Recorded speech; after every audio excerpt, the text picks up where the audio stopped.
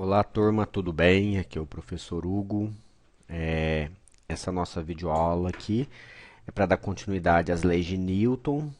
No caso, agora vamos falar especificamente da segunda lei de Newton, a que estava faltando. Nós já vimos a primeira lei de Newton, que é a lei da inércia, que diz que um corpo tende a ficar parado ou movimento uniforme a menos que uma força atue sobre ele. A terceira lei de Newton, a lei da ação e reação, que a toda ação existe uma reação de mesmo módulo, mesmo valor, mesma direção e sentido contrário. E esse par ação e reação necessariamente acontece em dois corpos. Ficou faltando a segunda lei de Newton, que também é chamada de princípio fundamental da dinâmica. O que a segunda lei de Newton nos diz? Vejam só, é a relação de força e aceleração. Então, quando eu aplico uma força, ele vai causar em um corpo uma aceleração, ou seja, a força causa, a aceleração é o efeito. Newton fez muitos experimentos sobre esse assunto e verificou que essa aceleração é diretamente proporcional à resultante das forças que atuam num corpo, ou seja, a força que está atuando nele, e inversamente proporcional à sua massa. Isso é muito fácil da gente imaginar. Se eu tenho lá, vamos, por exemplo, eu quero empurrar um cachorrinho, quero empurrar ele para ele andar um pouquinho para frente. Eu faço uma força. Se eu aplicar essa mesma força num elefante, qual que vai ser o efeito? Muito menor, ou praticamente nulo. Por quê? A massa do elefante, que tem um corpo muito maior, ela é muito maior. Isso fica representado nessa formulação. Vocês vão guardar isso aqui porque vocês vão utilizar muito. Força é igual a massa vezes aceleração. Já vimos que a unidade de força é o Newton, então força Newton. A unidade de massa, o quilograma. E a unidade de aceleração, metro por segundo ao quadrado. Então, pessoal, para que a minha força venha como resposta em newtons, a minha massa deve estar em quilos e minha aceleração metros por segundo ao quadrado. Este é o princípio fundamental da dinâmica. Para deixar mais claro, alguns exemplos aqui. Vejam só. Quando eu aplico uma força de 10 newtons num corpo de massa 5 kg, ele adquire 2 metros por segundo ao quadrado de aceleração. Por quê? 10 dividido por 5, voltando aqui, ó, a aceleração é a força, 10 newtons, e a massa, 5 kg. 10 por 2, 10 por 5, igual a 2. Aqui, 20 por 5, 4. Vejam só, apliquei. Os dois blocos são de 5 kg. Aqui eu apliquei uma força de 10 e uma de 20. Ou seja, quando eu apliquei a força de 20, a aceleração é o dobro. Agora, ó, corpos com maior massa. Vejam só, apliquei os mesmos 10 newtons. Ele acelerou só 1 metro por segundo ao quadrado. E apliquei 20 newtons num corpo de 10, acelerou 2 metros. Então, vejam, se eu aumento a massa desse daqui com relação a esse, vejam só, 10 newtons, 10 newtons. Massa 5, 2 metros por segundo. Massa 10, 1 metro. O mesmo vale para o outro. 5 e 10. Aplicando 20 newtons, em 5 deu 4 de aceleração. E aplicando 20 newtons em 10, deu 2 de aceleração. Ou seja, nós já vimos que a massa de um corpo mede a quantidade de matéria que ele possui. Ou seja, mede a sua inércia, mede a dificuldade que nós teremos em colocá-lo em movimento. Ó, a massa mede a matéria e a inércia de um corpo. Ficou claro, né? Continuando. Vejam só, nós vimos que força é uma grandeza vetorial, ou seja, ela tem um módulo, que é o valor numérico dela, tem uma direção e um sentido. Então, pessoal, vou voltar aqui. Se força é vetorial, massa é grandeza escalar. Massa é apenas um número. 5 kg, 10 kg, 8 kg. Implica que a aceleração, vejam só, se eu dividir uma grandeza vetorial por um número qualquer, eu só vou estar dividindo o valor numérico. Por quê? Direção e sentido vão se manter. É exatamente o que eu estou dizendo aqui. A aceleração é uma grandeza vetorial, ou seja, qual que é a direção e sentido que o objeto vai adquirir? São os mesmos da força que foi aplicada nele.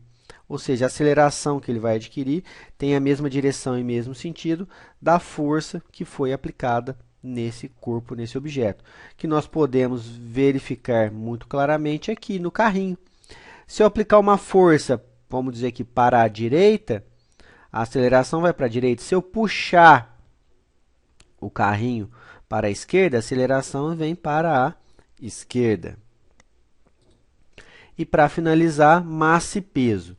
Então, o pessoal costuma confundir. Falamos em termos de física, quando eu falo eu estou pesando 60 quilos, isso está errado, porque isso não é peso. Quilos é a unidade de massa.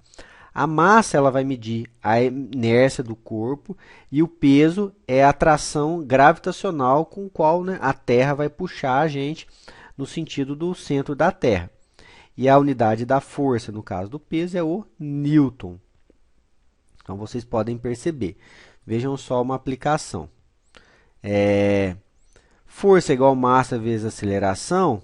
Então, peso, que é uma força, é igual a massa do corpo, atuando com a aceleração da gravidade. Veja só, como o peso é um vetor sempre voltado para baixo, a aceleração da gravidade também é sempre voltada para baixo, independente do corpo estar caindo ou subindo. Na queda livre, ele vai acelerar e na subida ele vai diminuir.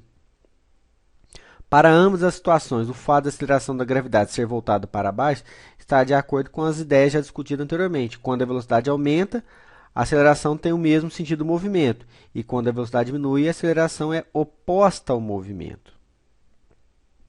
Na superfície da Terra, o que se convencionou? Um corpo de massa 1 kg possui o peso de 1 kgf, e a gravidade 10, ou seja, ele tem um peso de 10 newtons, vejam só.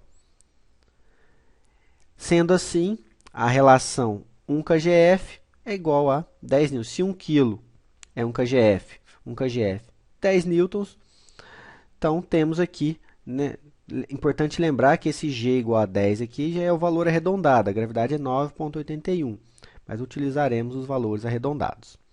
Tranquilo? Então essa é a segunda lei de Newton. Agora vamos para alguns exercícios. Então vamos lá, alguns exercícios, pessoal. Número 13. No futebol americano, quando está bloqueando, o jogador da defesa frequentemente tenta colocar seu próprio corpo por baixo do seu oponente e empurrá-lo para cima. Qual o motivo desse procedimento? Então, se eu tenho um jogador aqui,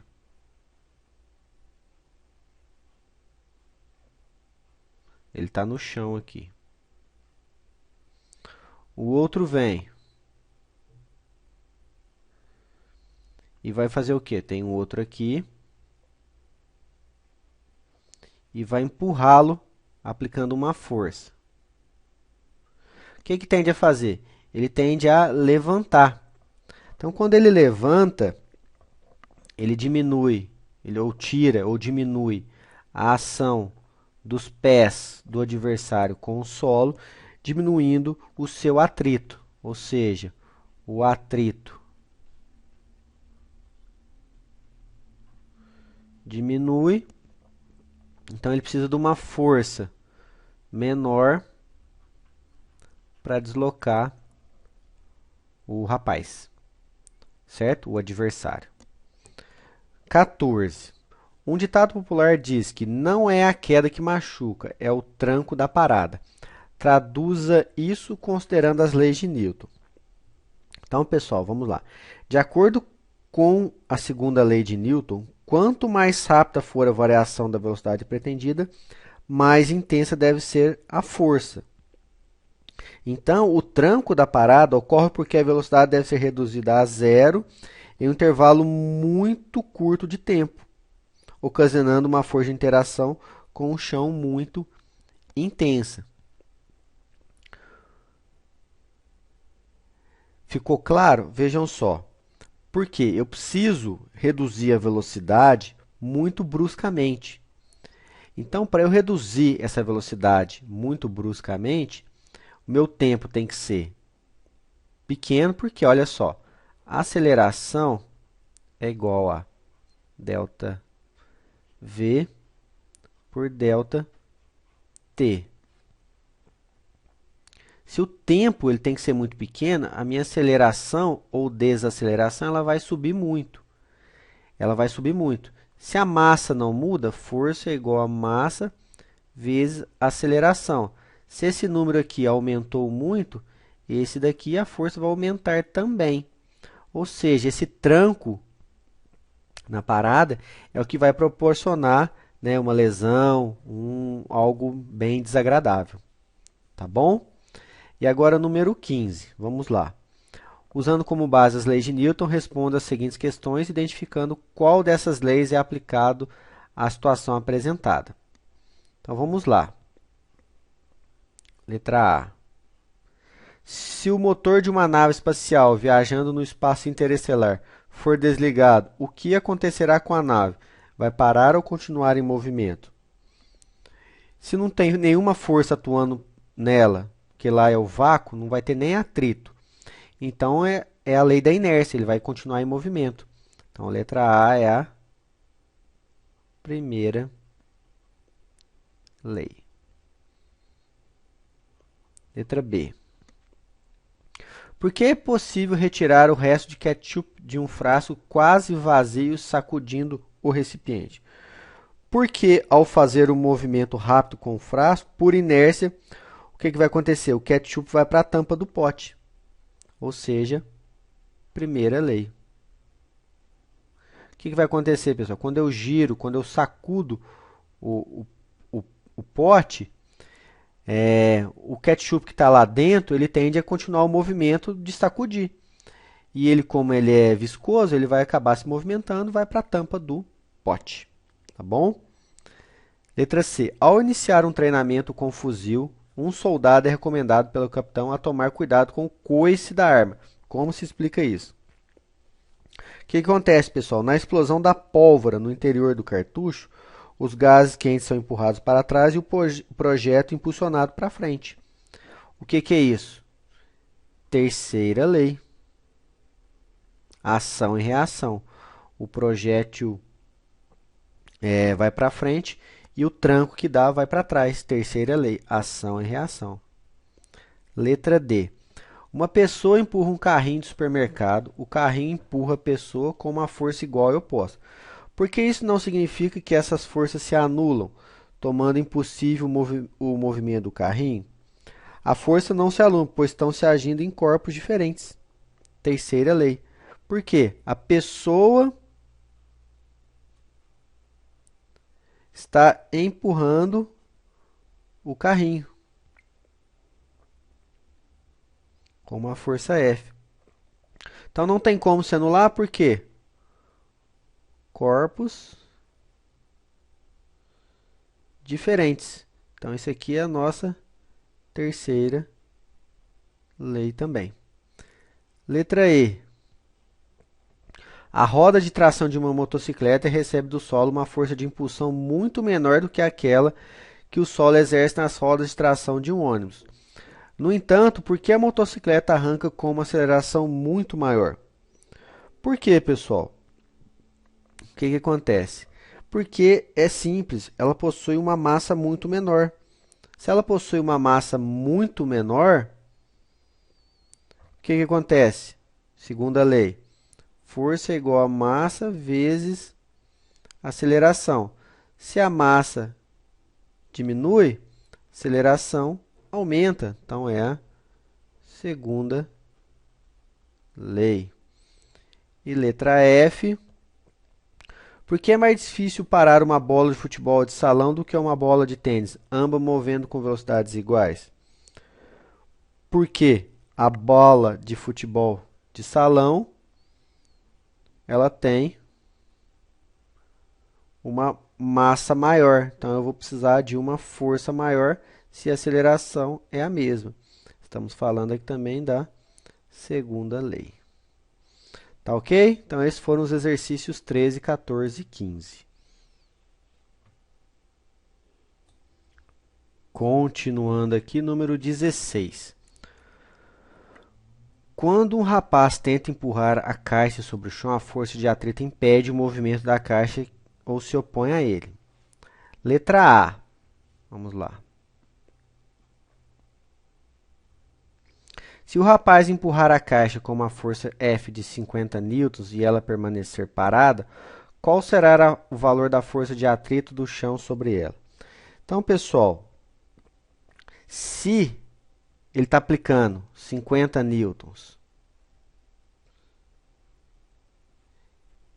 e a caixa continua parada, quer dizer que a força de atrito, que não está deixando ele se mover, também é de 50 newtons, porque ela está parada, a resultante tem que ser nula. Então, vamos dizer, a força está sendo aplicada aqui para a esquerda e o atrito para a direita. Ambas de 50 newtons, então ela fica parada. Letra B. E se o rapaz aumentar a força F para 60 newtons e a caixa continuar parada, qual será o valor da força de atrito? Se ele aumentar a força para 60 newtons, certo? E a caixa continuar parada, a força de atrito que está segurando ela também é de 60 newtons. A que conclusão se pode chegar a respeito da intensidade da força de atrito que impede o movimento da caixa quando o empurrão aumenta? Ou seja, pessoal, a força de atrito estático ela vai variar conforme a força. Então, eu vou aplicando força até conseguir romper esse atrito estático, até conseguir colocar ele em movimento. Quando eu colocar ele em movimento, eu vou ter o valor, né, desse atrito, o valor máximo dele. Tá bom? Letra C. Considere que F igual a 80 newton seja a força mínima para fazer a caixa entrar em movimento. Depois que a caixa está deslizando, a intensidade da força para mantê-la em movimento com velocidade constante será igual, maior ou menor a 80 newtons. Então, pessoal, existem duas coisas, o atrito estático e o atrito dinâmico. Dinâmico está relacionado ao movimento e o estático está relacionado ao repouso. Sempre o estático ele é maior que o dinâmico. Depois, vamos dizer, depois que se coloca em movimento, é bem mais fácil manter o movimento. Tá bom? Então, essa é a ideia número 17. Uma pessoa está apoiada sobre uma balança de banheiro. Que força essa pessoa exerce sobre a balança? Seu peso ou a força com a qual ela se apoia na balança? Como esse peso se compara com a força de apoio na balança? Então, pessoal, aqui é simples. Ó. A força aplicada pela pessoa na balança não é o peso. Não é? O que vai acontecer? No entanto, nessa situação que está aqui, o valor do peso e o valor da compressão exercida pela pessoa são iguais, porque a pessoa está parada, ela não está exercendo nenhum tipo de outra força.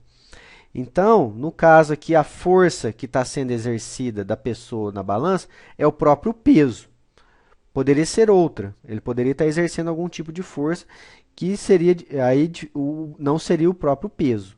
Então, que isso fique claro. Se a pessoa estiver parada sem a atuação de nenhuma outra força, o que vai estar atuando é o peso. Né? Em outra situação, se a pessoa estiver pulando, se movimentando, aplicando outro tipo de força, aí vai ser diferente. Tá bom? E a 18, uma esfera de massa m puxa um bloco de mesma massa sobre um plano inclinado. O movimento retilíneo uniforme. Por que você deve considerar a força de atrito e deslizamento entre o plano inclinado e o bloco para explicar esse movimento? Então, pessoal, o que acontece? A esfera que está pendurada, ela vai puxar o sistema com uma força de valor igual ao seu peso. Por quê? Nessa situação aqui, eu tenho o meu peso, ok? Que vai fazer o sistema andar. Já a esfera que está no plano inclinado, no caso é um bloquinho, está sujeito para uma força, por quê? eu tenho o meu peso para baixo, mas tem aqui o meu PY, que é aquela decomposição, aquela componente, que ela é menor que o peso, que o próprio peso. Então, para que a força resultante seja nula, vai ter que haver a ação de um atrito, porque PY é menor que o peso. Então, para que o PY seja igual ao peso, eu vou ter que somar ele com algum atrito aqui para que ele fique igual. Tá bom? Então, esses foram os exercícios 16, 17 e 18. Continuando aqui, número 19. O que ele nos diz? Durante a arrancada, um carro de massa 1.000 quilos. Vamos colocar aqui, ó. A massa dele é de 1.000 quilos. Mostrado na figura, sofre a força de tração de 3.000 newtons. F é igual a 3.000 newtons. A força de atrito nas rodas traseiras e a força de resistência do ar são opostas ao movimento e totalizam uma força resistiva. Vamos chamar de resistiva aqui, de 500 newtons. Letra A. Calcular a aceleração do carro durante a arrancada. Então, o que eu tenho, pessoal? Eu tenho minha força resultante, vai ser o quê? Os 3.000 newtons para frente, menos os 500 para trás. A minha força resultante, ela é de 2.500 newtons. Sabemos, pela segunda lei de Newton, que força é igual a massa vezes aceleração. Então, eu tenho esses 2.500 é igual a massa, que eu acabei de mostrar ali para vocês. Ela é 1.000 vezes a aceleração. A aceleração aqui no caso é 2,5 metros por segundo ao quadrado. Pois bem, letra B. Quando o carro se move com velocidade constante de 20 metros por segundo, a força resistiva é de 1.500 newtons. Nessas condições, qual é o valor da força de tração que o solo exerce nas rodas? Então, vejam só, como a velocidade é constante, ela não está variando, eu não tenho nenhum tipo de aceleração. Então, essa força de tração aqui, ela tem que ser exatamente de 1.500 newtons, porque a velocidade não está aumentando nem diminuindo. Se eu tenho uma força resistiva para trás de 1.500, eu preciso ter uma força para frente de 1.500 também, para que ele continue com velocidade constante. Ok? E a letra C, em uma transmissão esportiva, o narrador afirmou que... Não, mentira. A letra C, esse é o 20. A velocidade de 20 metros por segundo do carro é reduzida para 15 em 5 segundos. Calcule a intensidade da força resultante sobre o carro. Qual o sentido dessa força?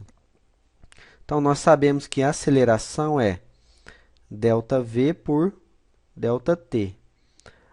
A velocidade variou. Então, ó, 15 menos 20 em 5 segundos. Então, isso aqui vai dar menos 1 metro por segundo ao quadrado. O 1 negativo quer dizer só o sentido, que está diminuindo, houve uma redução da velocidade. Certo? E sabemos que força é igual a massa vezes aceleração.